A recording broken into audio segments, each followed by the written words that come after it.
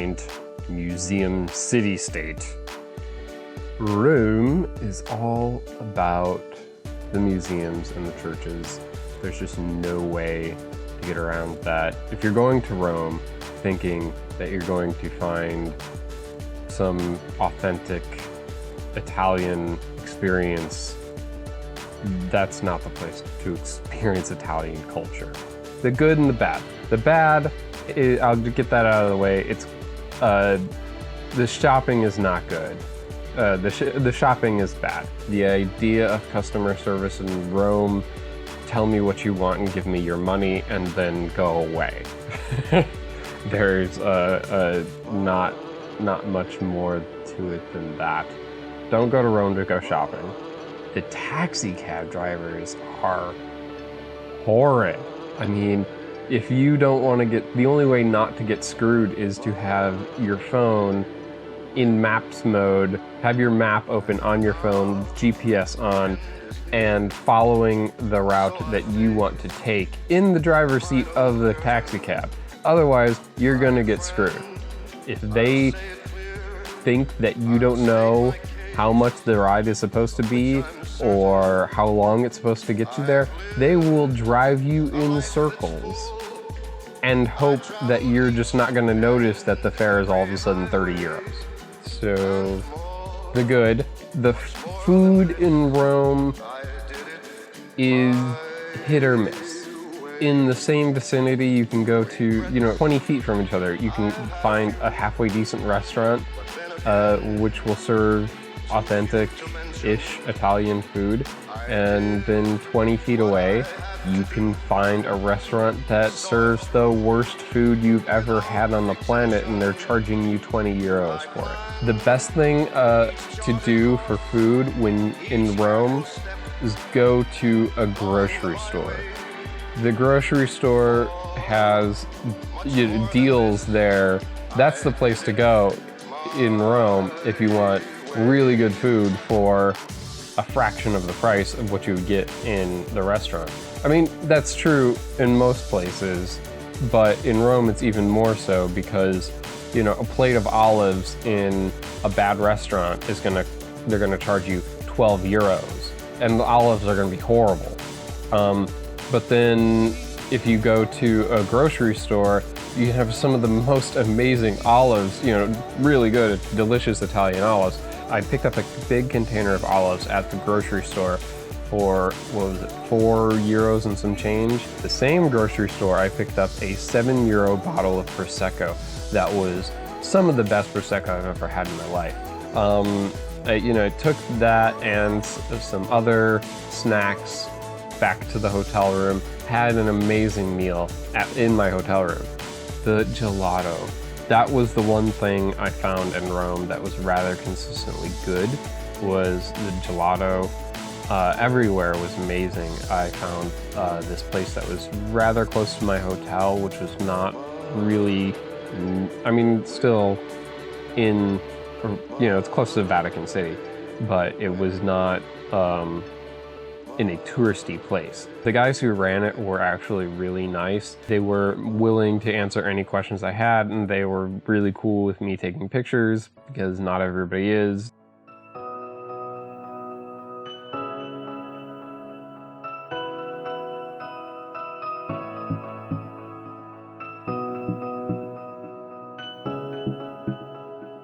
I'm not gonna lie, I had fun being a cheesy tourist in Rome.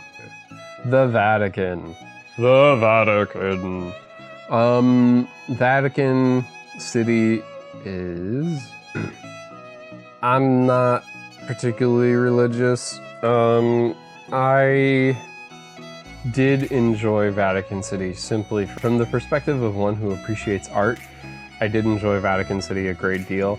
There are works of art here that you will not find anywhere else, and they are on a level that is beyond compare.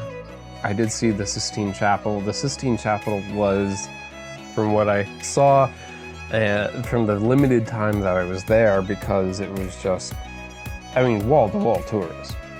You couldn't I mean, you could barely move. Anytime I wanted to get anywhere, I was just, you know, like, excuse me, excuse me, excuse me, excuse me, excuse me, sorry, excuse me, excuse me. You know, that's the kind of, that's what you're going to be dealing with in Rome in general. I mean, they have also ancient art too.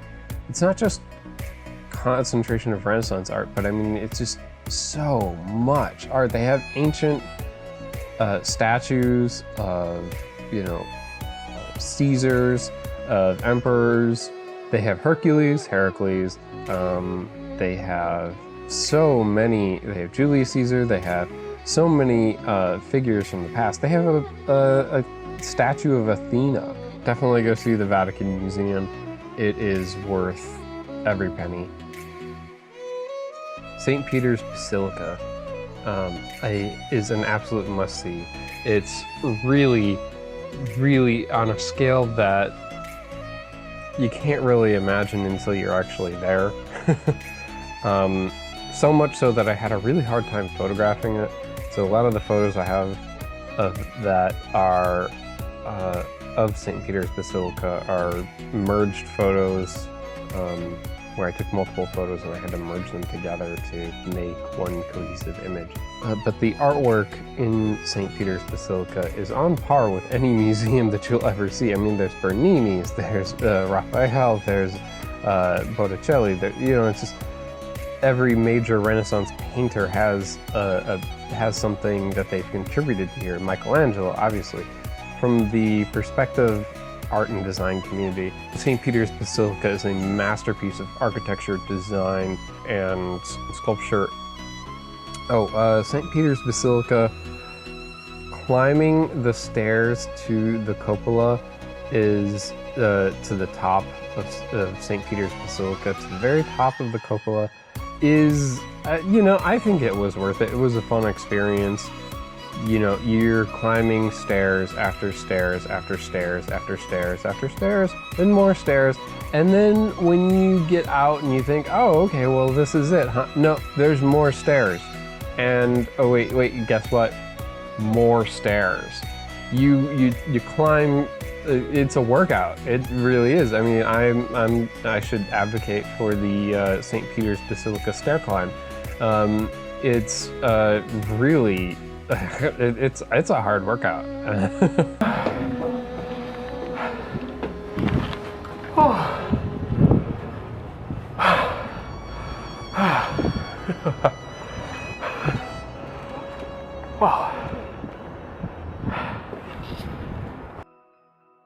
Yeah, but the views at the top from the cupola are probably the, I would say, maybe the second best you'll see at Rome. Yeah, the best views in Rome that I saw while I was there were from the altar of the Fatherland, around the back of the altar, which is designed by Michelangelo. So in itself is a masterpiece. So you should definitely go see it. It's just north of the Forum. So I mean, if you're visiting the Colosseum, it just makes sense to go from the Colosseum, walking through the Forum up to the altar of the Fatherland, and you know, up to the Basilica di Santa Maria in Aracoeli. Yeah, and go up to the roof of the altar of the Fatherland, and there you have probably the best views in Rome. The Colosseum, the Roman Colosseum, pay for the tour. It is really, really worth it. They explain so much about it. They tell you what's going on. You get to see a lot of the things that, you know, if you just went in with the average ticket, it would be fine. It wouldn't, you know, you wouldn't be able to see it. You won't be able to go down on the actual floor of the Colosseum unless you take the tour. So it's definitely worth it. And the tour guide is actually, the tour guide I had was very knowledgeable and very helpful. He also had some very good suggestions about what to do afterwards. The Roman Forum, I think, is probably the highlight of my trip to Rome. Because you really, I mean, it's not, you know, a lot of the things that you are going to go pay to see in Rome, a lot of the museums and everything, you know, they've been touched up, you know, they've been fixed over the centuries. You know, a lot of the statues that, you know, a lot of the Greek statues that they say, oh, are thousands of years old. Well, you know, they were repaired 2 or 3 times by various artists over the centuries. You know, it's not truly old. It's not truly ancient. Yeah, the Roman Forum is the closest that you're going to get to the actual ruins of Rome. Everything else has been built up on top of.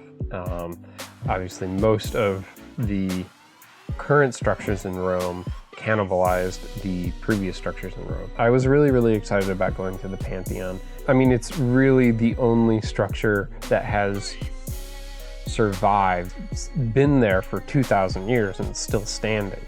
The dome is the original dome that was there 2,000 years ago. And I gotta say, I was overwhelmed. I really wish I would have seen it with the original Roman statues in it.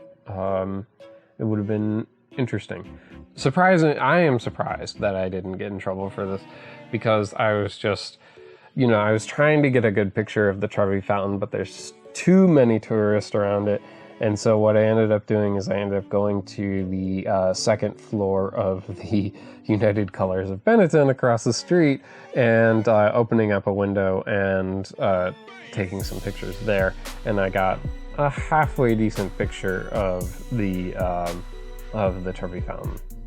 Within walking distance from Plaza de Spagna and the Trevi Fountain is the National Gallery of Art in Barberini Palace. To me, I think it's probably the second best museum I went to in Rome. It has the largest collection of Caravaggios that I've seen anywhere. And it's not as contrived. Of course, the people will let you take as many photos as you could possibly want. There are statues, you know, carvings in marble there that are just as good, if not better, than the Bernini's at the Borghese. My number one museum choice in Rome is Palazzo Massimo alle Terme, National Museum of Classical Roman Art. Here you can get a better feel for what classical Roman life was like, because most of the other places have been turned into churches. They have a really great collection of sculpture, really a huge collection of sculpture, and that is my experience in Rome.